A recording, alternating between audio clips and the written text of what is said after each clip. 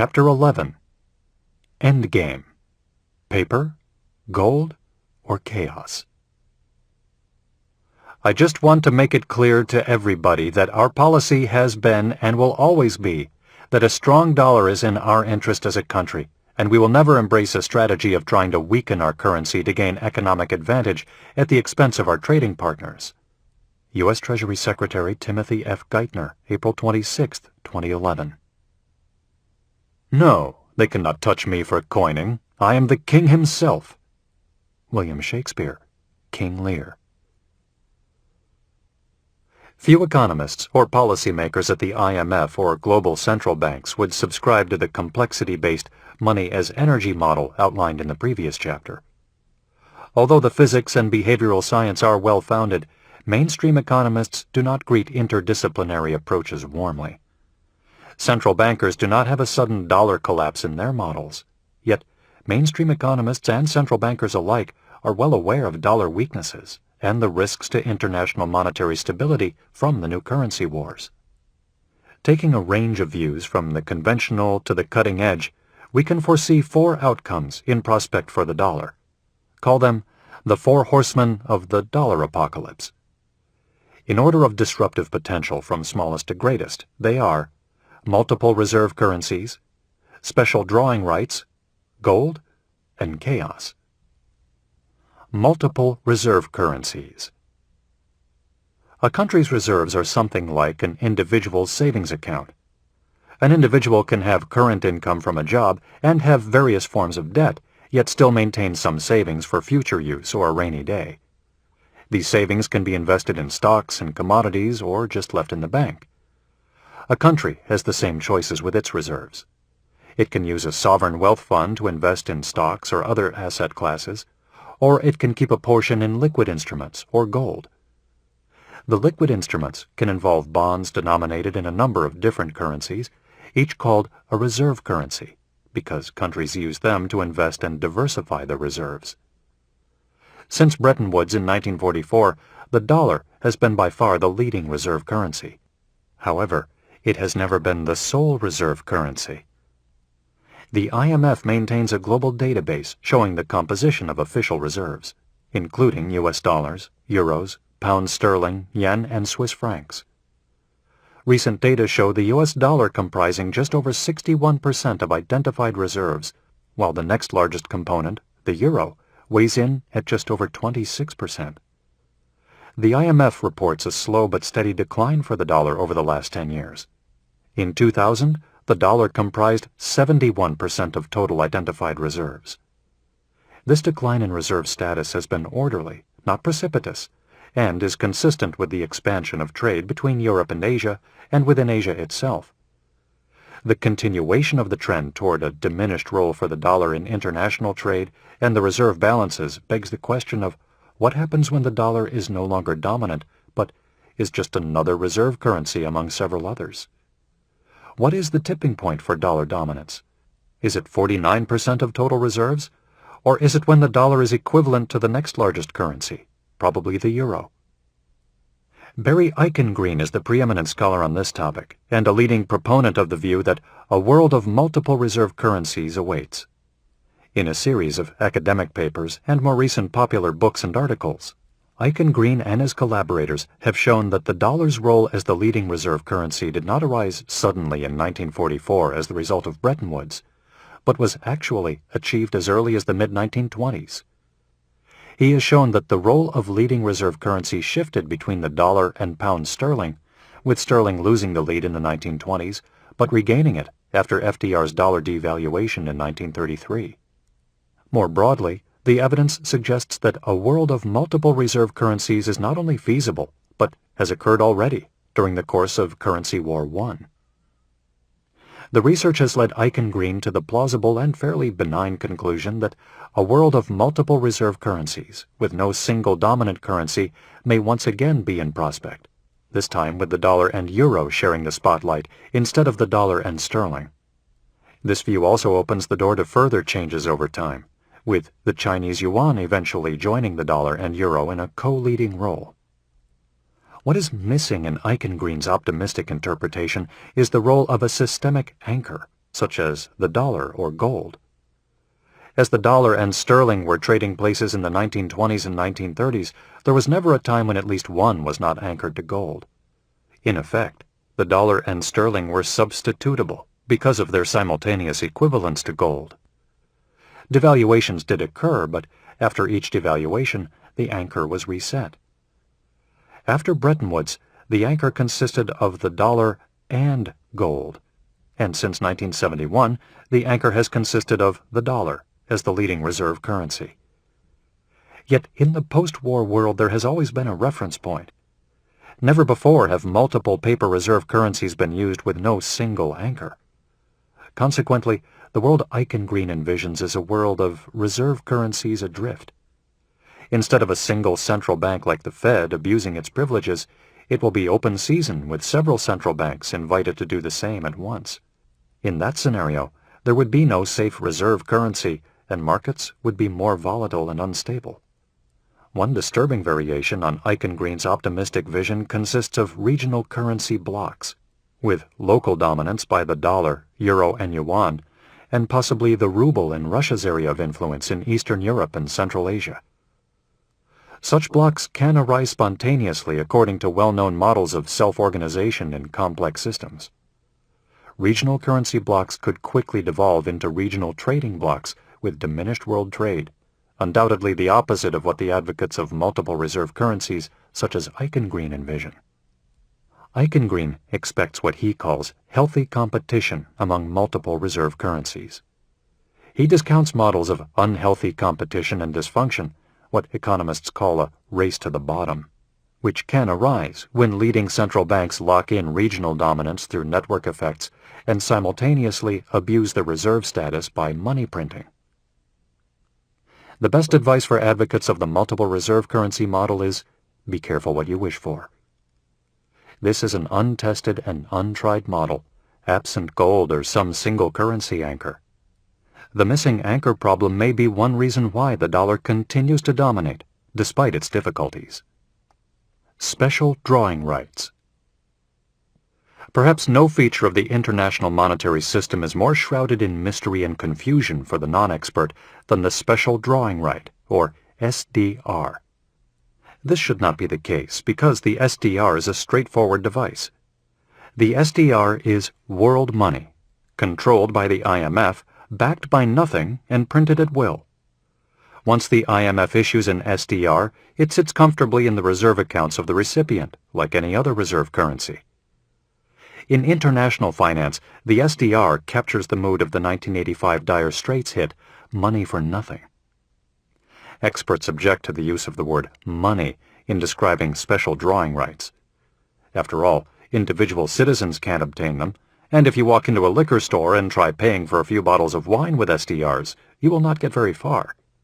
However, SDRs do satisfy the traditional definition of money in many respects. SDRs are a store of value because nations maintain part of the reserves in SDR-denominated assets. They are a medium of exchange because nations that run trade deficits or surpluses can settle their local currency trade balances with other nations in SDR-denominated instruments. Finally, SDRs are a unit of account because the IMF keeps its books and records, its assets and liabilities in SDR units. What is different about SDRs is that citizens and corporations in private transactions cannot yet use them. But plans are already afoot inside the IMF to create just such a private market. Another objection to treating SDRs as money is based on the fact that SDRs are defined as a basket of other currencies, such as dollars and euros. Analysts with this view say that SDRs have no value or purpose independent of the currencies in the basket, and so they are not a separate form of money. This is incorrect for two reasons. The first reason is that the amount of issuance of SDRs is not limited by any amount of underlying currencies in the basket. Those underlying currencies are used to calculate value but not to limit quantity. SDRs can be issued in potentially unlimited amounts. This gives SDRs a quantity, or float, which is not anchored to the currencies in the basket. The second reason is that the basket can be changed. In fact, the IMF has plans now underway to change the basket so as to reduce the role of the US dollar and increase the role of the Chinese yuan. These two elements, unlimited new issuance and a changing basket, give the SDR a role as money in international finance, independent of the underlying basket of currencies at any point in time. The IMF created the SDR in 1969 at a time of international monetary distress. Recurrent exchange rate crises, rampant inflation, and dollar devaluation were putting pressure on global liquidity and the reserve positions of many IMF members.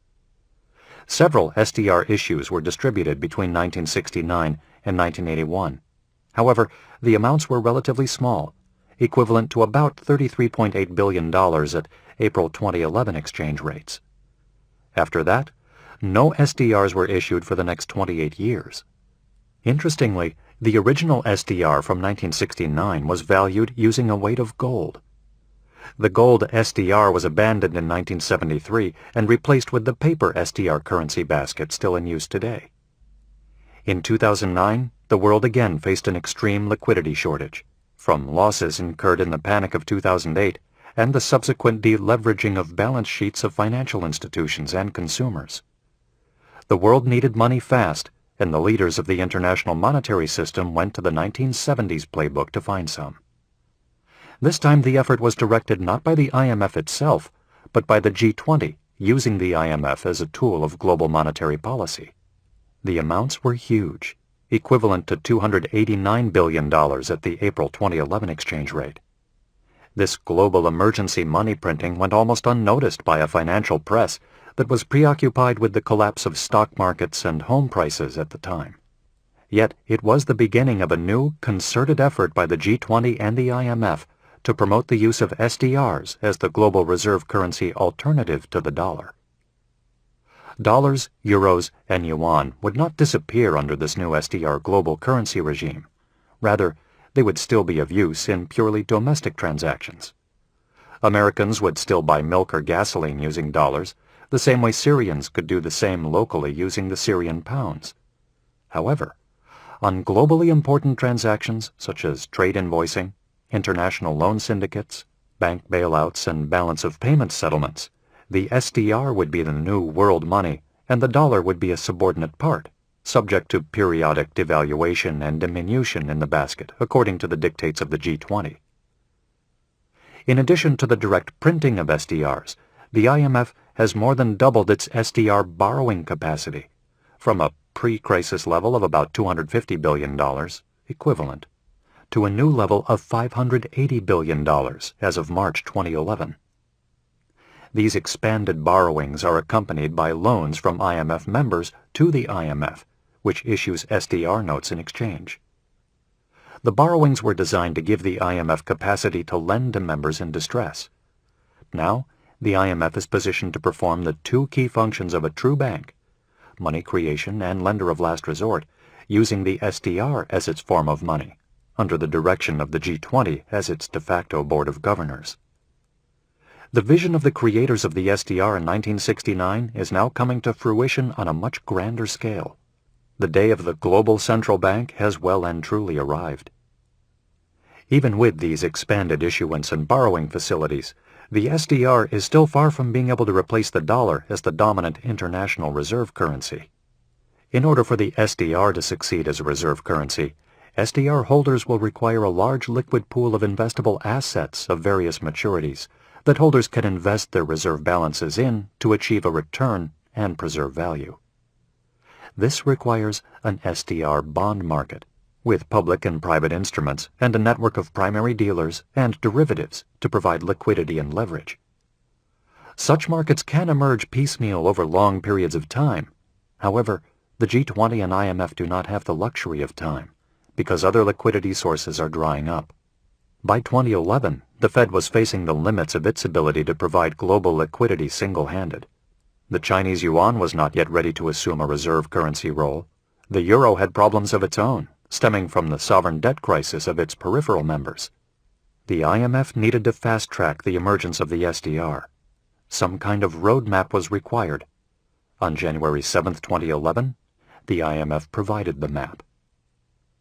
In a paper entitled Enhancing International Monetary Stability, a Role for the SDR, the IMF presented a blueprint for the creation of a liquid SDR bond market, the antecedent to replacing the dollar as the global reserve currency with SDRs.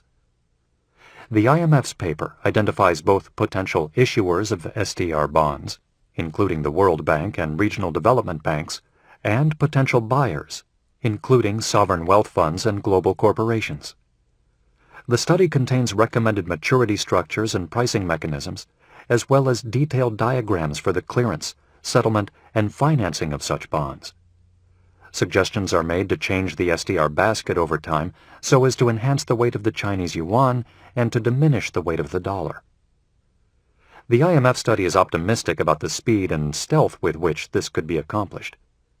Experience suggests the process may be relatively fast and need not involve significant public support, it states. And the IMF took no pains to disguise its intentions, explaining, "These securities could constitute the embryo of a global currency." The paper also lays out a schedule for SDR money printing, suggesting that $200 billion per year of new SDR issuance would get the global currency off to a good start. Private organizations and scholars have also contributed to this debate. One group of multinational economists and central bankers, guided by Nobelist Joseph Stiglitz, has suggested that SDRs could be issued to IMF member countries and then deposited back with the IMF to fund its lending programs. This would accelerate the IMF's ascension to the role of global central bank even more quickly than the IMF itself has proposed. Adding the role of depository to the already implemented roles of currency issuer and lender of last resort would make the IMF a global central bank in all but name. The rise of a global central bank and a world currency would leave the U.S. dollar and the Federal Reserve in a subordinate position by default. Here, in all its technical IMF-speak glory, is the global power elite's answer to the currency wars and the potential collapse of the dollar. Triffin's dilemma would be solved once and for all, because no longer would a single country bear the burden of providing global liquidity. Now, money could be printed globally, unconstrained by the balance of trade of the leading reserve currency issuer. Best of all, from the IMF's perspective, there would be no democratic oversight or accountability on its money-printing operations. While the IMF was drawing up its plans for a global SDR currency, it also proposed more than doubling the IMF voting rights of Communist China at the expense of democratic members such as France, the United Kingdom, and the Netherlands, among others. Interestingly, these new voting arrangements made the top 20 members of the IMF more closely resemble the list of the 20 nations in the G20.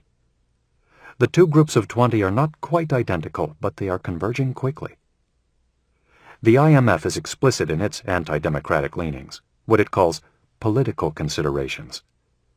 The SDR blueprint calls for the appointment of an advisory board of eminent experts to provide direction on the amount of money printing in the new SDR system. Perhaps these eminent experts would be selected from among the same economists and central bankers who led the international monetary system to the brink of destruction in 2008. In any case, they would be selected without the public hearings and press scrutiny that come in democratic societies, and would be able to operate in secret once appointed. John Maynard Keynes famously remarked, "There is no subtler, surer means of overturning the existing basis of society than to debauch the currency. The process engages all the hidden forces of economic law on the side of destruction, and does it in a manner which not one man in a million is able to diagnose." If not one man in a million understands debasement, perhaps not 1 in 10 million understands the inner workings of the IMF.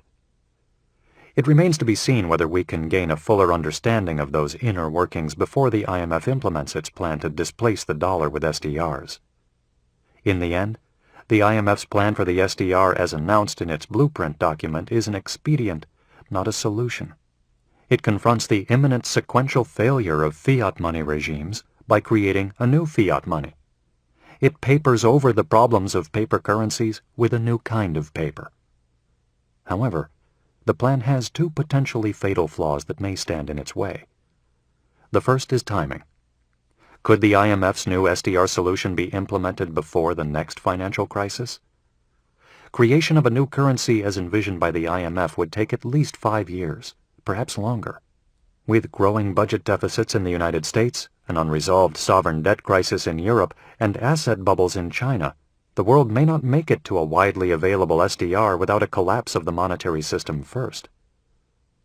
The second flaw in the IMF's plan involves the role of the United States. The United States has enough voting power in the IMF to stop the SDR plan in its tracks. The expansion of SDR printing and borrowing since 2009 has been accomplished with the U.S. agreement, in keeping with the Obama administration's preference for multilateral rather than unilateral solutions to global issues. A new U.S. administration in 2012 might take a different view, and there is room for the IMF's dollar replacement strategy to emerge as a 2012 campaign issue. But for now, the SDR is alive and well, and a strong entrant in the global currency sweepstakes. Return to the gold standard. Gold generates more impassioned advocacy, both for and against, than any other subject in international finance. Opponents of a gold standard are quick to pull out the old Keynes quote that gold is a barbarous relic. Legendary investor Warren Buffett points out that all the gold in the world put in one place would just be a large block of shiny metal, with no yield nor income-producing potential. Establishment figure Robert Zoellick caused elite fainting spells in November 2010 by merely mentioning the word gold in a speech, although he stopped far short of calling for a gold standard. Among elites in general, advocacy for gold is considered a trait of the dim, the slow-witted, those who do not appreciate the benefits of a flexible and expanding modern money supply. Gold advocates are no less rigid in their view of modern central bankers as sorcerers, who produce money from thin air in order to dilute the hard-earned savings of the working class. It is difficult to think of another financial issue on which there is less common ground between the opposing sides. Unfortunately, the entrenched positions, pro and con, stand in the way of new thinking about how gold might work in a 21st century monetary system. There is an unwillingness, rooted in ideology, to explore ways to reconcile the demonstrated stability of gold with the necessity for some degrees of freedom in the management of the money supply to respond to crises and correct mistakes. A reconciliation is overdue. Gold is not a commodity. Gold is not an investment. Gold is money par excellence. It is truly scarce. All the gold ever produced in history would fit in a cube of 20 meters, about 60 feet, on each side, approximately the size of a small suburban office building.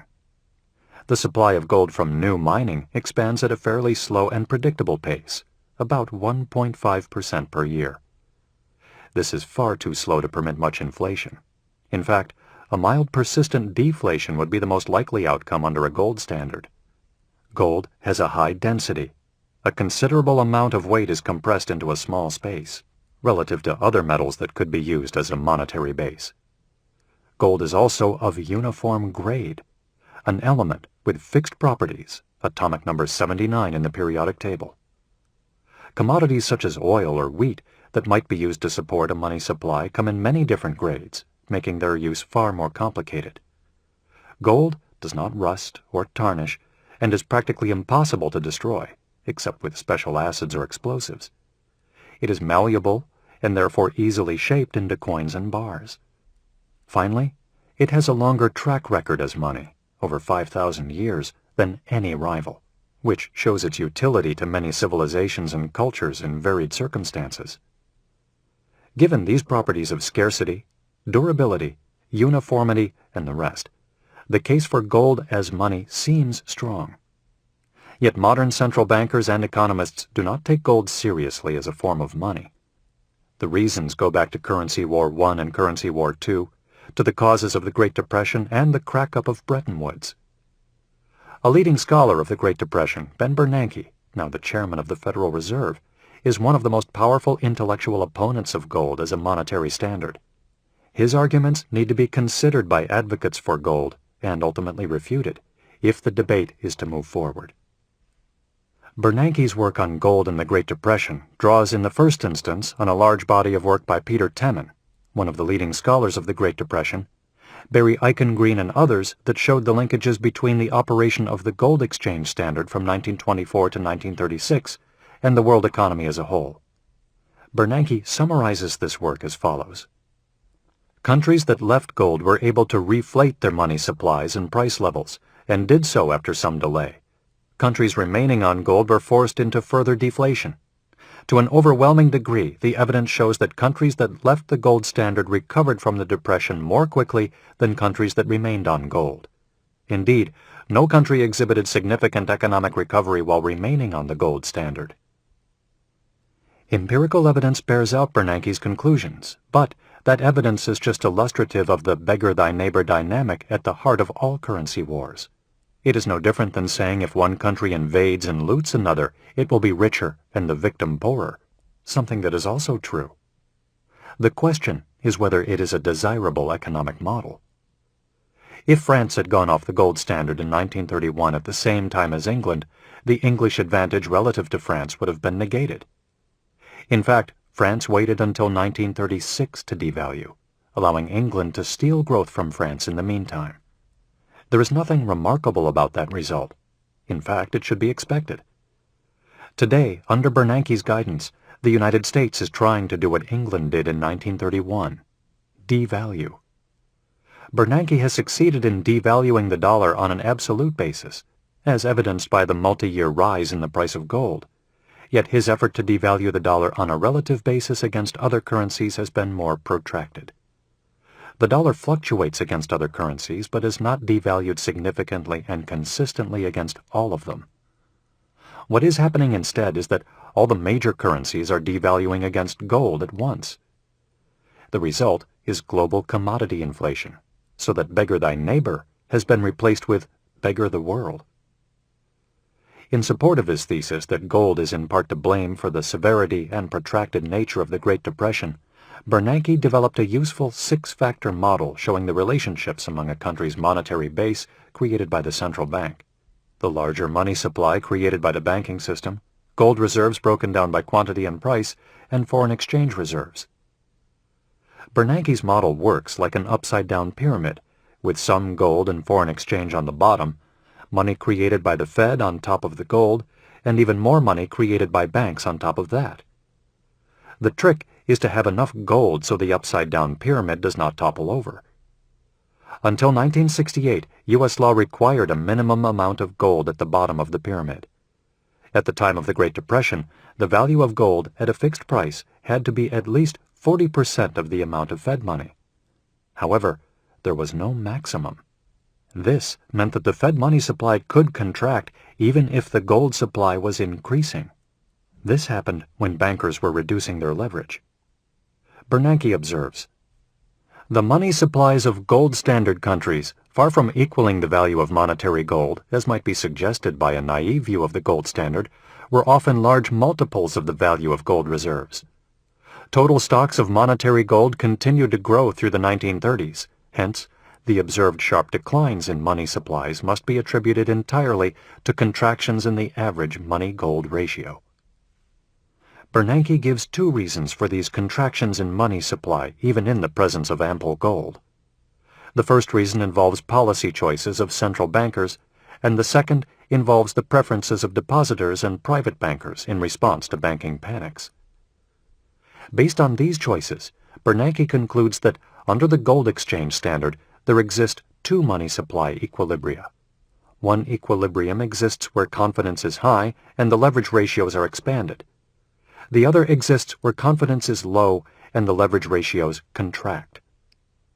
Where a lack of confidence causes a contraction in money through deleveraging, that process can depress confidence, leading to a further contraction of bank balance sheets and declines in spending and investment. Bernanke concludes, in its vulnerability to self-confirming expectations, the gold standard appears to have borne a strong analogy to a banking system in the absence of deposit insurance. Here was Merton's self-fulfilling prophecy again. For Bernanke, Eichengreen, Krugman, and a generation of scholars who came into their own since the 1980s, this was the smoking gun. Gold was at the base of the money supply. Therefore, gold was the limiting factor on the expansion of money at a time when more money was needed. Here was analytic and historic evidence, backed up by Eichengreen's empirical evidence and Bernanke's model, that gold was a significant contributing factor to the Great Depression. In their minds, the evidence showed that gold had helped to cause the Great Depression, and those who abandoned gold first recovered first. Gold has been discredited as a monetary instrument ever since. Case closed. Despite the near unanimity on this point, the academic case against gold has one enormous flaw. The argument against gold has nothing to do with gold per se. It has to do with policy. One can see this by accepting Bernanke's model and then considering alternative scenarios in the context of the Great Depression. For example, Bernanke points to the ratio of base money to total reserves of gold and foreign exchange, sometimes called the coverage ratio. As gold flowed into the United States during the early 1930s, the Federal Reserve could have allowed the base money supply to expand by up to 2.5 times the value of the gold. The Fed failed to do so and actually reduced money supply, in part to neutralize the expansionary impact of the gold inflows. So, this was a policy choice by the Fed. Reducing money supply below what could otherwise be achieved can happen with or without gold, and is a policy choice independent of the gold supply. It is historically and analytically false to blame gold for this money supply contraction. Bernanke points to the banking panics of the early 1930s and the preference of banks and depositors to reduce the ratio of the broad money supply to the monetary base. In turn, bankers expressed a preference for gold over foreign exchange in the composition of their reserves. Both observations are historically correct, but have no necessary relationship to gold. The reduction in the ratio of broad money supply to narrow money supply need not involve gold at all, and can happen at any time. It has in fact been happening in the aftermath of the Panic of 2008. The substitution of gold for foreign exchange by central banks involves gold, but represents yet another policy choice by the central banks. Those banks could just as easily have expressed the opposite preference and actually increased reserves. In addition to this refutation of Bernanke's particular historical analysis, there are a number of actions central bankers could have taken in the 1930s to alleviate the tight money situation unconstrained by gold. The Fed could have purchased foreign exchange with newly printed dollars, an operation comparable to modern central bank currency swap lines, thereby expanding both U.S. and foreign reserve positions that could have supported even more money creation. SDRs were created in the 1960s to solve exactly this problem of inadequate reserves encountered in the 1930s. Were a 1930s-style global liquidity crisis to arise again, SDRs could be issued to provide the foreign exchange base from which money creation and trade finance could flow, exactly as they were in 2009. This would be done to head off a global contraction in world trade and a global depression. Again, this kind of money creation can take place without reference to gold at all. Any failure to do so is not a failure of gold, it is a failure of policy. Central bankers in the 1930s, especially the Fed and the Banque de France, failed to expand the money supply as much as possible, even under the gold exchange standard. This was one of the primary causes of the Great Depression. However, the limiting factor was not gold, but rather the lack of foresight and imagination on the part of central banks. One suspects that Bernanke's real objection to gold today is not that it was an actual constraint on increasing the money supply in the 1930s, but that it could become so at some point today. There was a failure to use all of the money creation capacity that bankers had in the Great Depression, yet that capacity was never unlimited. Bernanke may want to preserve the ability of central bankers to create potentially unlimited amounts of money, which does require the abandonment of gold. Since 2009, Bernanke and the Fed have been able to test their policy of unlimited money creation in real-world conditions. Blaming the Great Depression on gold is like blaming a bank robbery on the teller. The teller may have been present when the robbery took place, but she did not commit the crime. In the case of the Great Depression, the crime of tight money was not committed by gold, but by the central bankers who engaged in a long series of avoidable policy blunders. In international finance, gold is not a policy, it is an instrument. Laying the tragedy of the Great Depression at the feet of the gold standard has been highly convenient for central bankers who seek unlimited money printing capacity. Central bankers, not gold, were responsible for the Great Depression, and economists who continue to blame gold are merely looking for an excuse to justify fiat money without bounds.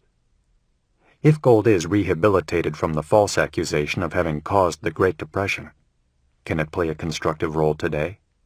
What would a gold standard for the 21st century look like? Some of the most vociferous advocates for a gold standard on the ubiquitous blogs and chat rooms are unable to explain exactly what they mean by it. The general sense that money should be linked to something tangible and that central banks should not be able to create money without limit is clear. Turning that sentiment into a concrete monetary system that can deal with the periodic challenges of panic and depression is far more difficult.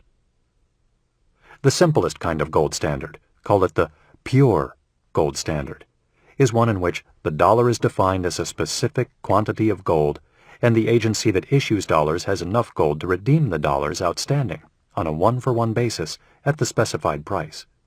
In this type of system, a paper dollar is really a warehouse receipt for a quantity of gold kept in trust for the holder of the dollar and redeemable at will.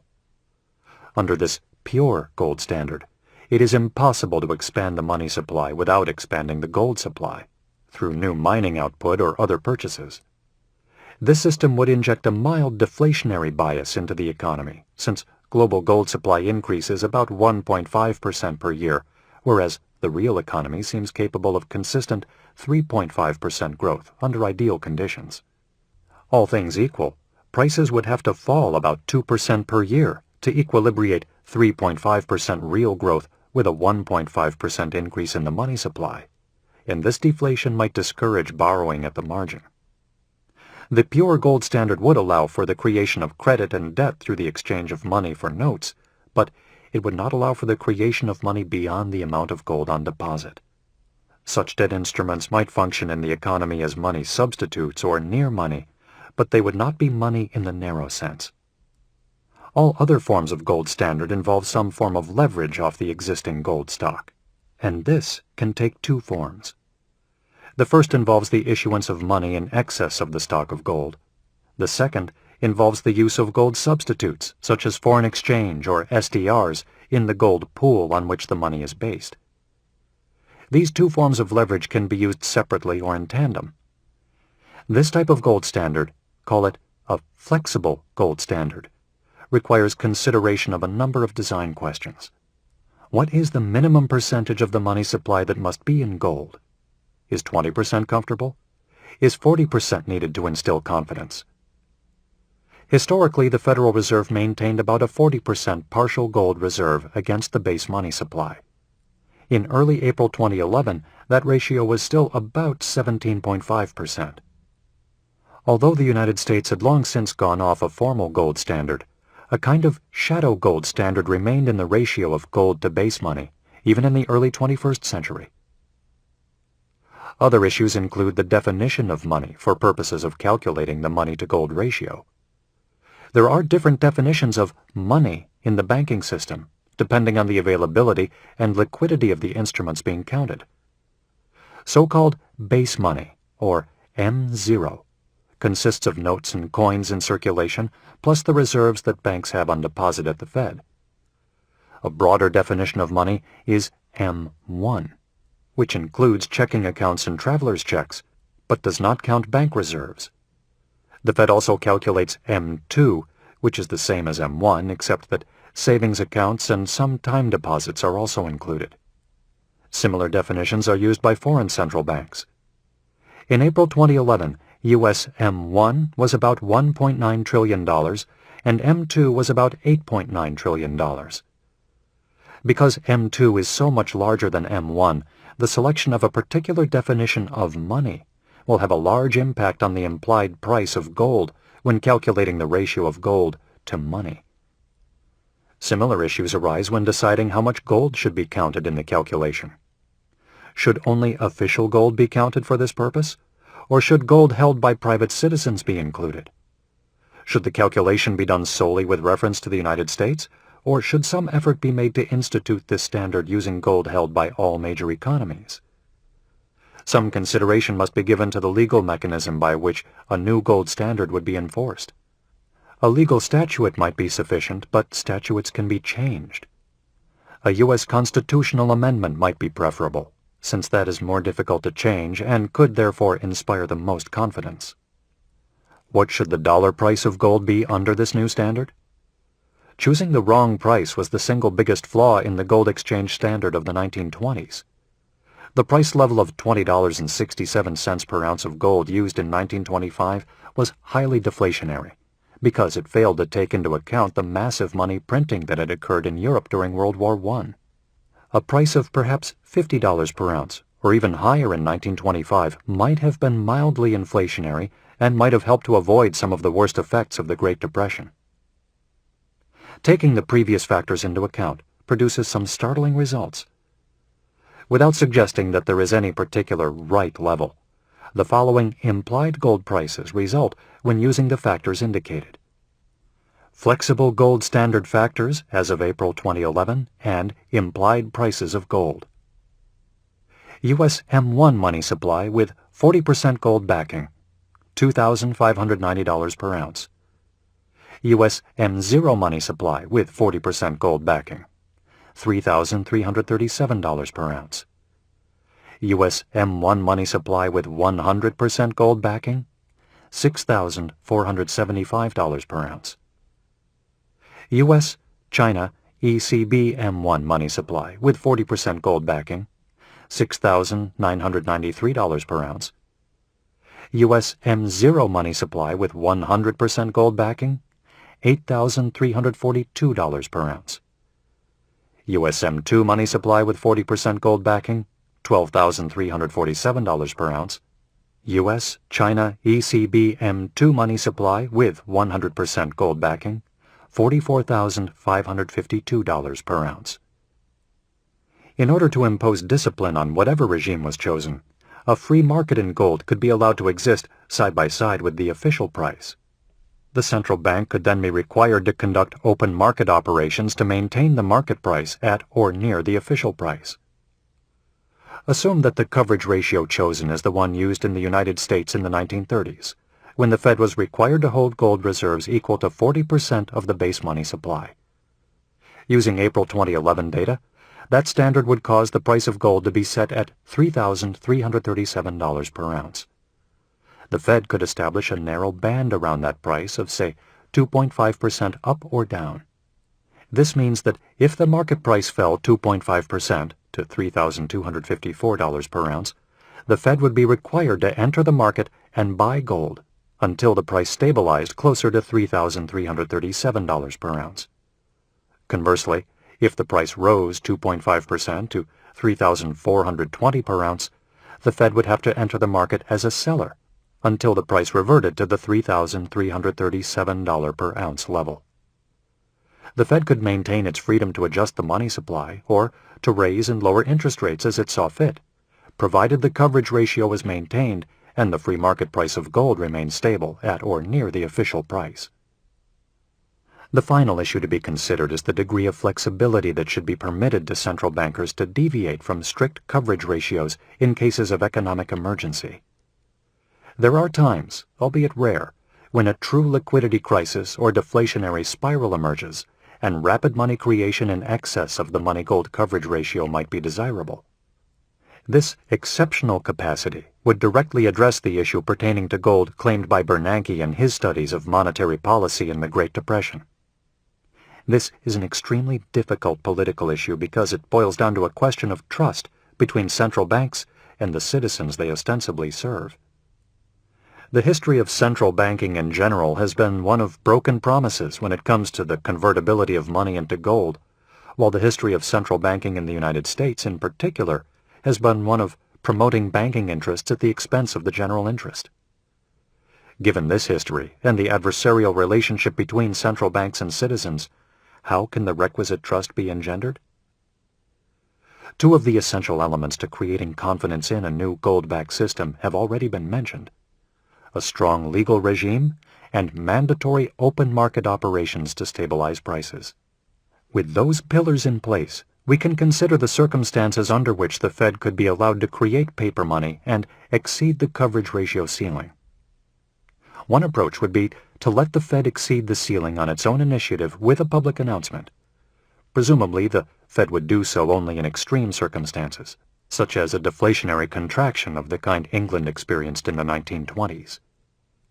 In these circumstances, the open market operations would constitute a kind of democratic referendum on the Fed's decision.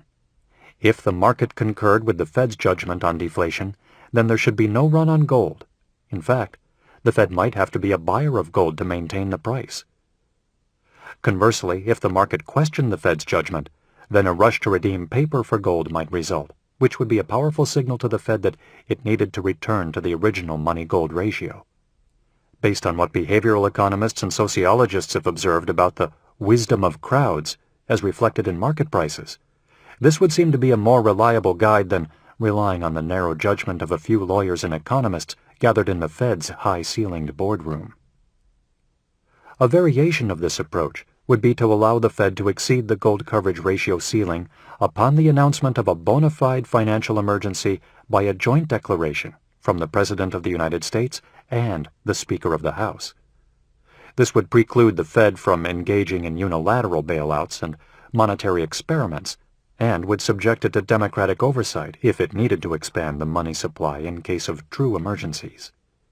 This procedure would amount to a double dose of democracy, since elected officials would declare the original emergency, and market participants would vote with their wallets to ratify the Fed's judgment by their decision to buy gold or not. The implications of a new gold standard for the international monetary system would need to be addressed as well. The history of Currency War I and Currency War II is that international gold standards survive only until one member of the system suffers enough economic distress, usually because of excessive debt, that it decides to seek unilateral advantage against its trading partners by breaking with gold and devaluing its currency. One solution to this pattern of unilateral breakouts would be to create a gold-backed global currency of the kind suggested by Keynes at Bretton Woods. Perhaps the name Keynes suggested, the Bancor, could be revived. Bancors would not be inflatable fiat money like today's SDRs, but true money backed by gold. The Bancor could be designed as the sole currency eligible to be used for international trade and the settlement of balance of payments. Domestic currencies would be pegged to the Bancor, used for internal transactions, and could be devalued against the Bancor only with the consent of the IMF. This would make unilateral or disorderly devaluation, and therefore currency wars, impossible. The issues involved in re-establishing a gold standard with enough flexibility to accommodate modern central banking practices deserve intensive study rather than disparagement. A technical institute created by the U.S. White House and Congress, or perhaps the G20, could be staffed with experts and tasked with developing a workable gold standard for implementation over a 5-year horizon.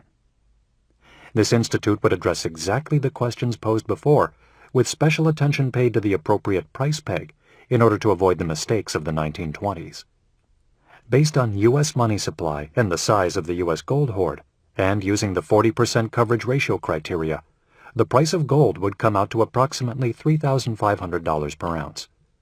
Given the loss of confidence by citizens in central banks and the continual experience of debasement by those banks, however, it seems likely that a broader money supply definition and higher coverage ratio might be required to secure confidence in a new gold standard.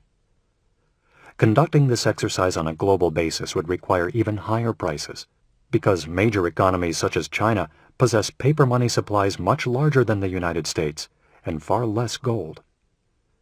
The matter deserves extensive research, yet based on an expected need to restore confidence on a global basis, an approximate price of $7,500 per ounce would seem likely.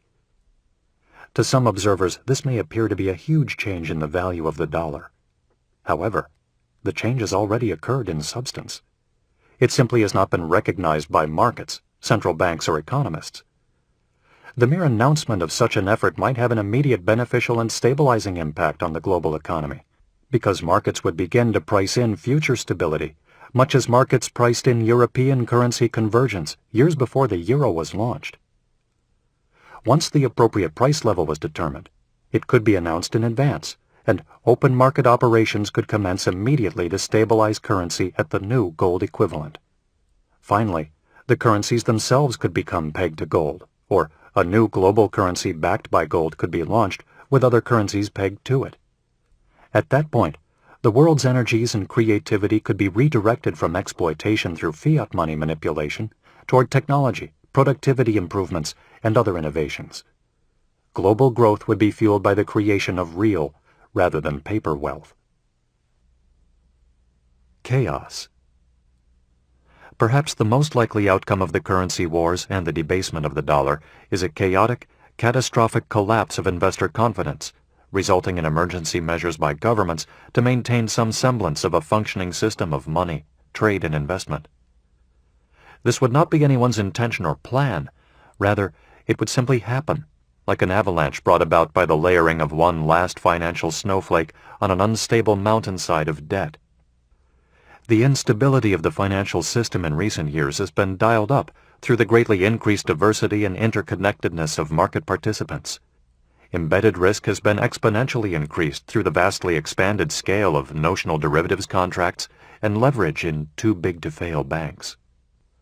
The exact array of critical thresholds of all market participants is unknowable, but the overall system is certainly closer to criticality than ever before, for reasons already discussed in detail.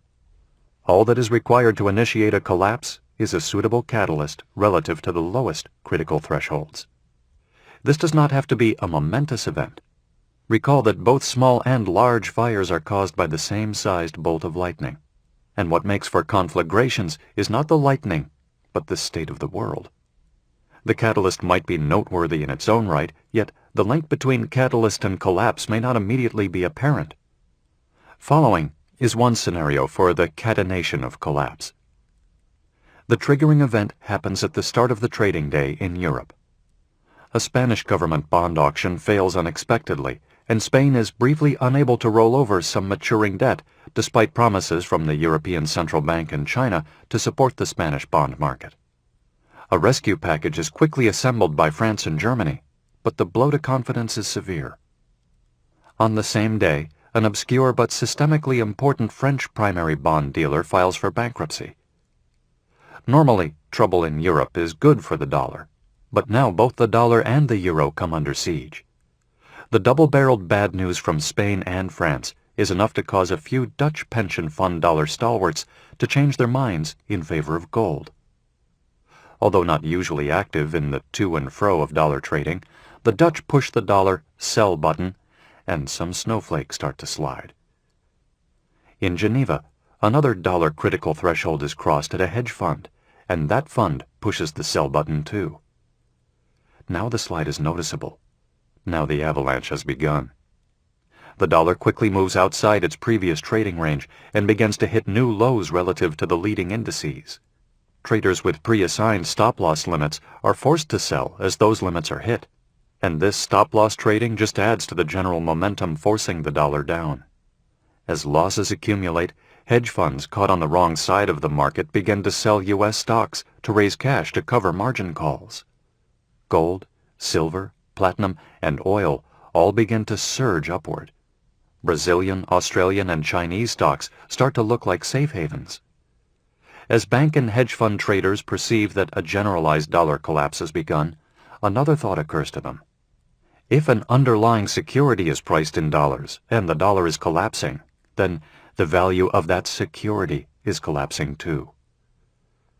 At this point, stress in the foreign exchange markets immediately transfers to the dollar-based stock, bond, and derivatives markets, in the same way that an earthquake morphs into a tsunami.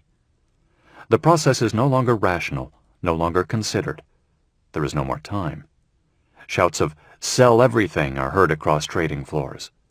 Markets in the dollar and dollar-based securities collapse indiscriminately, while markets in commodities and non-U.S. stocks begin to spike.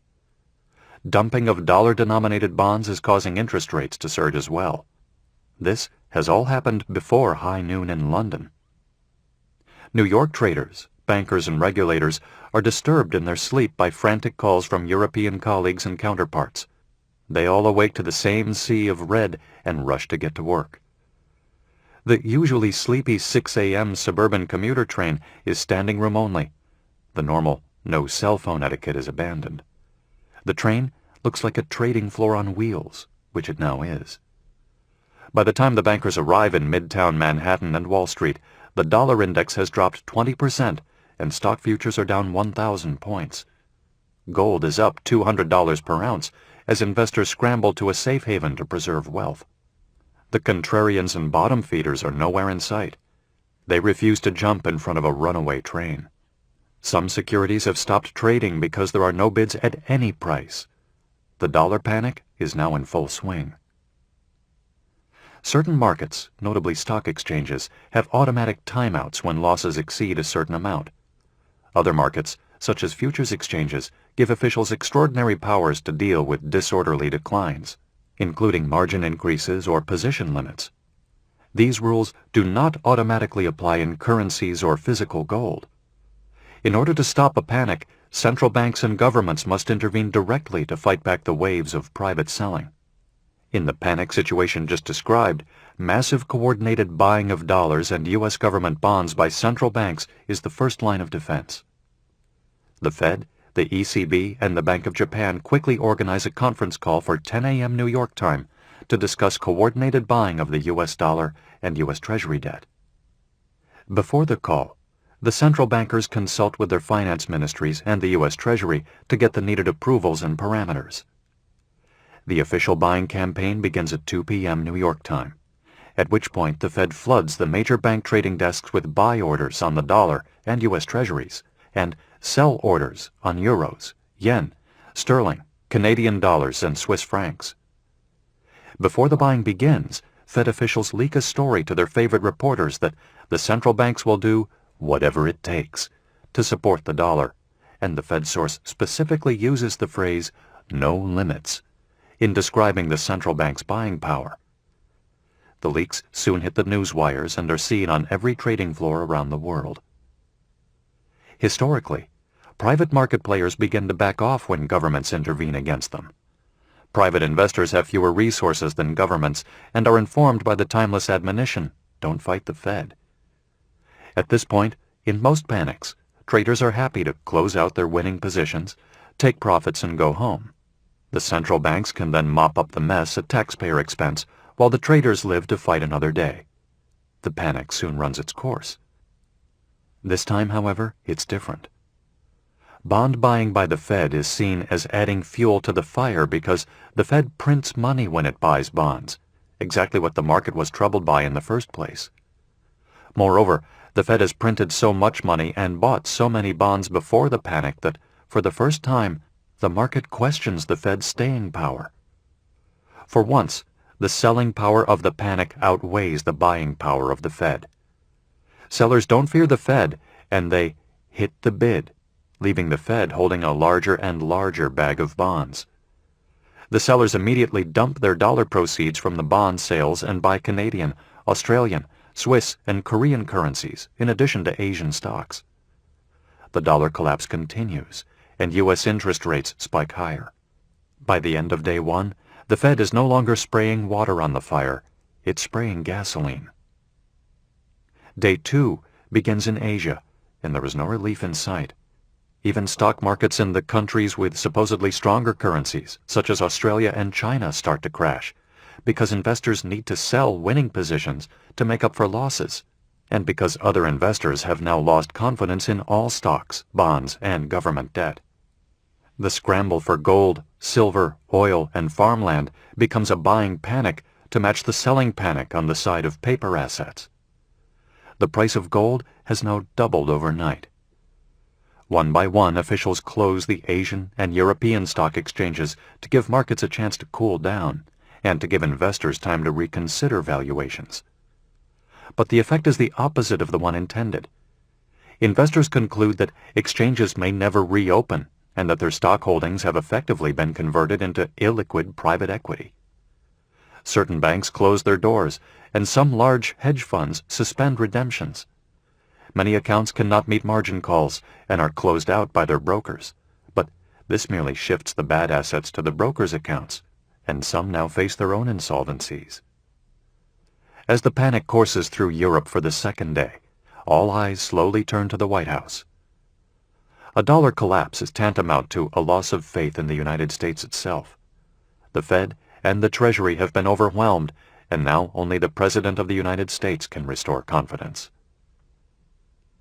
Military jargon is peppered with expressions like nuclear option and doomsday machine and other similar expressions used both literally and figuratively. In international finance, the President has a little-known nuclear option of immense power. This option is called the International Emergency Economic Powers Act of 1977, known as the IEEPA, passed during the Carter administration as an updated version of the 1917 Trading with the Enemy Act. President Franklin Roosevelt had used the Trading with the Enemy Act to close banks and confiscate gold in 1933. Now a new president, faced with a crisis of comparable magnitude, would use the new version of that statute to take equally extreme measures. The use of IEEPA is subject to two preconditions. There must be a threat to the national security or the economy of the United States, and the threat must originate from abroad. There is some after-the-fact notification to Congress, but in general the President possesses near dictatorial powers to respond to a national emergency. The circumstances now unfolding meet the conditions of IEEPA. The President meets with his economic and national security advisors and speechwriters to prepare the most dramatic economic address since the Nixon shock of 1971. At 6 p.m. New York time, on day 2 of the global dollar panic, the President gives a live address to an anxious world audience and issues an executive order consisting of the following actions, all effective immediately. The President will appoint a bipartisan commission consisting of seasoned veterans of capital markets and eminent economists to study the panic and make suitable recommendations for reform within 30 days. All private and foreign-owned gold held in custody at the Federal Reserve Bank of New York or depositories such as HSBC and Scotiabank vaults in New York will be converted to the ownership of the U.S. Treasury and transferred to the U.S. Gold Depository at West Point. Former owners will receive suitable compensation to be determined at a later time. All transfers of foreign holdings of U.S. Treasury obligations held in electronic book entry form in the system maintained by the Federal Reserve will be suspended immediately. Holders will receive interest and principal as agreed, but no sales or transfers will be allowed. All financial institutions will record U.S. Treasury obligations on their books at par value, and such securities will be held to maturity.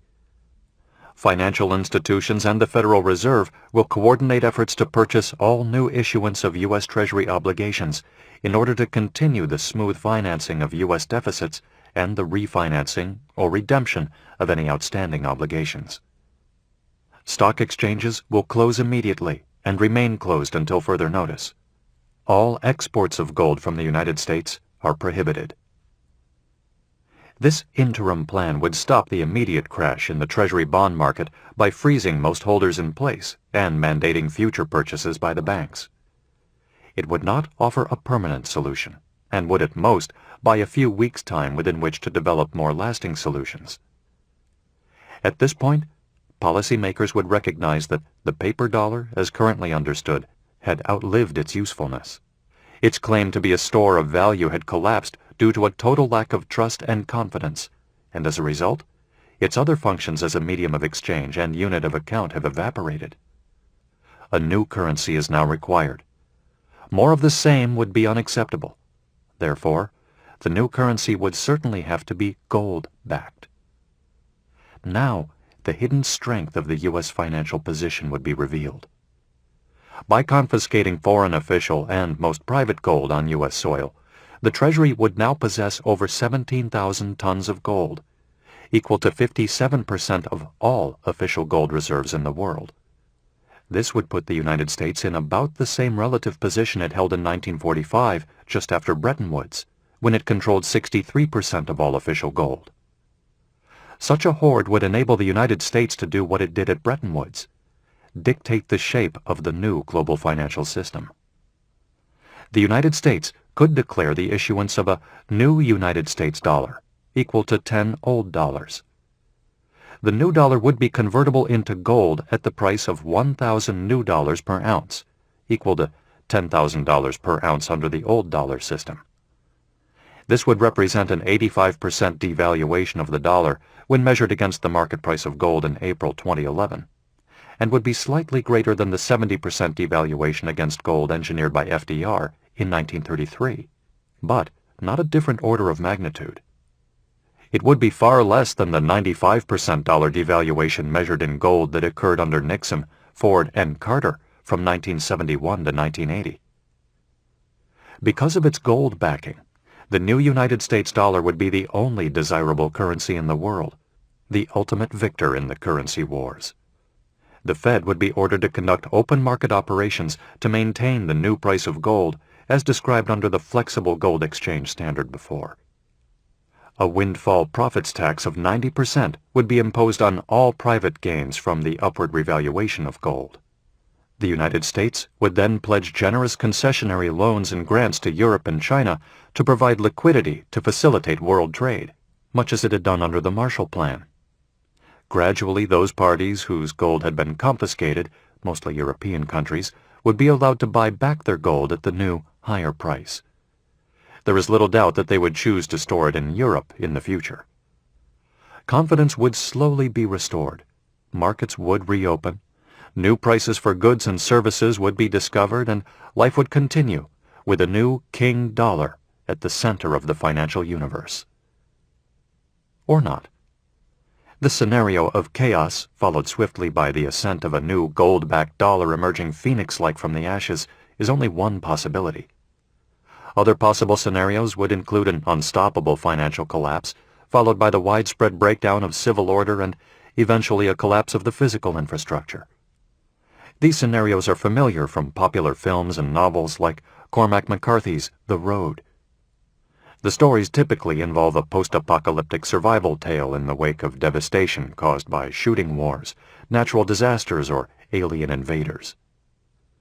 In principle, the destruction of wealth, savings, trust, and confidence in the aftermath of a currency war and dollar collapse might be no less catastrophic than a hostile alien invasion. A person's net worth would consist of those things she can carry on her back. Another possible response to a dollar collapse would be government intervention of a type that is far more extreme and coercive than the executive action permitted by IEEPA just described. Such coercion would more likely occur in Asia or Russia, and may involve wholesale nationalization of capital stock and intellectual property, closed borders, and redirection of productive capacity to domestic needs rather than export. The world would retreat into a set of semi-autarkic zones, and world trade would collapse. The result would be the opposite of globalization. It would be the Beijing Consensus without the free riding. There would be no one left to ride. Conclusion. The path of the dollar is unsustainable, and therefore the dollar will not be sustained. In time, the dollar will join a crowd of multiple reserve currencies, be subordinated to SDRs, be rejuvenated by gold, or descend into chaos, with both redemptive and terminal possibilities.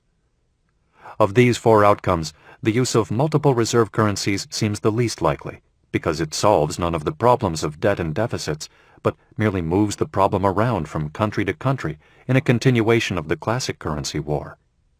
The SDR solution is being promoted by some global elites in the G20 finance ministries and IMF executive suites, yet to the extent that it simply replaces national paper currencies with a global paper currency, it risks its own rejection and instability in time. A studied, expertly implemented return to the gold standard offers the best chance of stability, but commands so little academic respect as to be a non-starter in current debates. This leaves chaos as a strong possibility. Within chaos, however, there is a second chance to go for gold, albeit in a sudden, unstudied way. Finally, there is just chaos, followed by something worse. The collapse of the dollar might be a particularly trying catastrophe of its own, or occur as part of an even larger collapse of civilization. It might merely mark a turning away from the excesses of paper money or be a milepost on the way to a maelstrom. None of this is inevitable, yet all of it is possible. It's not too late to step back from the brink of catastrophic collapse. Complexity starts out as a friend and ends up the enemy. Once complexity and large scale are seen to be the danger, the solution is a mixture of descaling, compartmentalization, and simplification. This is why a ship whose hold is broken up by bulkheads is less likely to sink than a vessel with a single large hold. This is why forest rangers break up large tracts of timber with barren fire breaks. Every carpenter works by the phrase, the right tool for the right job. Economists should be no less diligent than carpenters in selecting the right tools. As applied to capital and currency markets, the correct approach is to break up big banks and limit their activities to deposit-taking, consumer and commercial loans, trade finance, payments, letters of credit, and a few other useful services. Proprietary trading, underwriting, and dealing should be banned from banking and confined to brokers and hedge funds. The idea that large banks are needed to do large deals is nonsense. Syndicates were invented for exactly this purpose and are excellent at spreading risk. Derivatives should be banned except for standardized exchange-traded futures with daily margin and well-capitalized clearinghouses. Derivatives do not spread risk. They multiply it and concentrate it in a few too-big-to-fail hands. Derivatives do not serve customers. They serve banks and dealers through high fees and poorly understood terms. The models used to manage derivatives risk do not work and never will work because of the focus on net risk rather than gross risk. A flexible gold standard should be adopted to reduce uncertainty about inflation, interest rates, and exchange rates. Once businesses and investors have greater certainty and price stability, then they can take greater risk on new investments. There is enough uncertainty in entrepreneurship without adding inflation, deflation, interest rates, and exchange rates to the list of barriers standing in the way of innovation. The U.S. economy, as guided by the Fed, has seen continual asset bubbles, crashes, panics, booms, and busts in the 40 years since the United States left gold. It's time to diminish the role of finance and empower the role of commerce. Gold produces the greatest price stability in prices and asset values and therefore provides the best visibility for investors. The Taylor Rule, named for its proponent economist John B. Taylor, should guide monetary policy. The rule utilizes positive feedback loops by including actual inflation in its equation while offering simplicity and transparency. It is not perfect, but to paraphrase Winston Churchill, it is better than all the others. The combination of the Taylor Rule and a flexible gold standard should make central banking a boring occupation, which is exactly the point. The more drama that can be removed from central banking, the more certainty that will be provided to entrepreneurs, who are the real source of jobs and wealth creation. Other suggestions to reverse the impact of complexity include elimination of the corporate income tax, simplification of the personal income tax, and reductions in government spending. Opposition to ever larger government is not ideological. It is merely prudent. When the risk of collapse is in the scale itself, the first-order benefits of government programs are dominated by the invisible second-order costs. Smaller is safer. What these recommendations have in common is that they all shrink or simplify the financial system, or, in the case of gold, build bulkheads against collapse. Critics will say that many of these proposals are backward-looking to a time of less government and less complexity in banking, fiscal policy, and monetary policy. They will be right, and that is exactly the point. When you have moved to the negative marginal return section of the complexity input-output curve, going backward is a good thing to do, because society will be more productive and more robust to catastrophe. If remedial policies are not adopted and events do spiral out of control, the Pentagon will inevitably be called upon to restore order in ways that the Treasury and the Fed cannot. The threats envisioned in the Pentagon's 2009 financial war games are becoming more real by the day. Secretary of Defense Robert Gates, upon being briefed on the financial war games, said it was an eye-opening experience. that reflected some shortcomings in the ability and willingness of different parts of the government to share information. Gates did not mention the U.S. Treasury by name. However, my experience is that the Treasury and the Fed need to work more closely with the national security community to help the country prepare for what may lie ahead. As I noted at the outset, a book on currency wars is inevitably a book about the dollar and its fate. The dollar, for all its faults and weaknesses, is the pivot of the entire global system of currencies, stocks, bonds, derivatives, and investments of all kinds. While all currencies by definition represent some store of value, the dollar is different. It is a store of economic value in a nation whose moral values are historically exceptional and therefore a light to the world. The debasement of the dollar cannot proceed without the debasement of those values and that exceptionalism. This audiobook has tried to offer fair warning of the dangers ahead and be a compass to help steer away. Social and financial collapses have happened many times, but are easily ignored or forgotten. Yet history does not forget, nor do complex systems refrain from doing what they are wont to do. Complex systems begin on a benign organizing principle and end by absorbing all available energy while destroying the system itself. Capital and currency markets are complex systems and will collapse in the end unless they are broken up, contained, compartmentalized, and descaled. Currency wars are ultimately about the dollar, yet the dollar today is just a jumped-up version of a former self due to derivatives, leverage, printing, and the derogation of gold. It's not past time to save it. Still, the time grows short.